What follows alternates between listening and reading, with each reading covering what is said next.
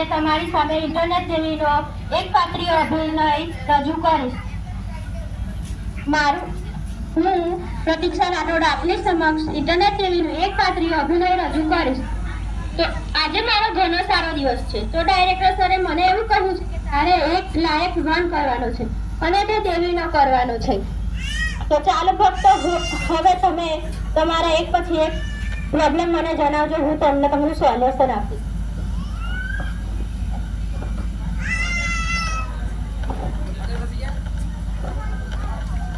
ભક્તો, તમને બધાને ખબર છે મારું નામ શું છે? મારું નામ છે ઇન્ટરનેટ દેવી અને હું તમારી બધી જ પ્રોબ્લેમના સોલ્યુશન આપીશ. તો ચાલો ભક્તો, હવે તમે એક પછી એક તમારા પ્રોબ્લેમ મને જણાવજો. હું તમને તેમના સોલ્યુશન આપીશ.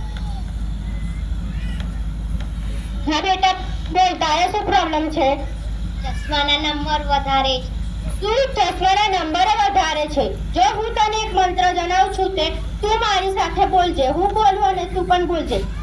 ઓમ પબજી ગેમ નમઃ, ઓમ કેન્ડી ક્રશ ગેમ નમઃ, ઓમ લૂડો ગેમ નમઃ.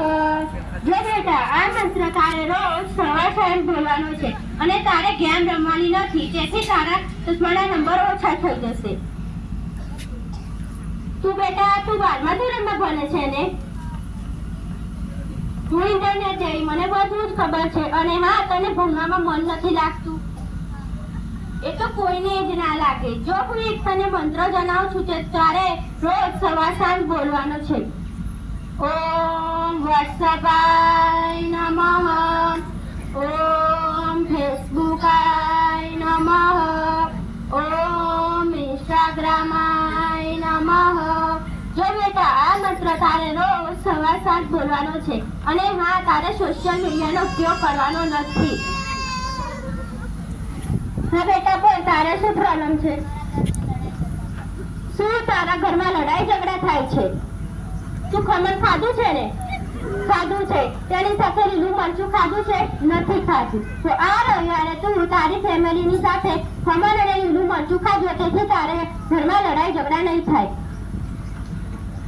ભક્ત, બોલો, તમારે શું પ્રોબ્લેમ છે? શું સેલેરી ઓછું છે? તેના ઉપાય તો બધાની જ પાસે હોય છે. જો હું તને એક મંત્ર જણાવું છું તો તારે રોજ બોલવાનો છે. ઓમ ચાઇના ફોન નમઃ, ઓમ જીઓ નમઃ.